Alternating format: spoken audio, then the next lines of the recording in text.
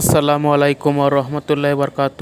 দেখেন কত সুন্দর একটি ছোট গাছে আমের বোল এসেছে এবং এই গাছের আম কাঁচা মিঠা আম এবং খুব সুস্বাদু। কাঁচাও খাওয়া যায় এবং পাকলেও খাওয়া যায়, খুব মিষ্টি।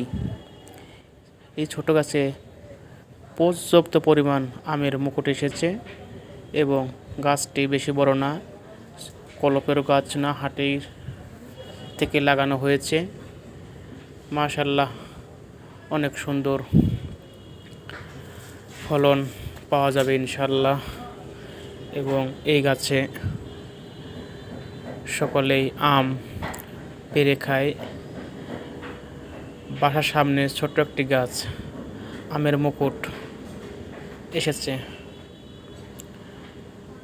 মাশাআল্লাহ, আল্লাহর পাকের কত নিয়ামত।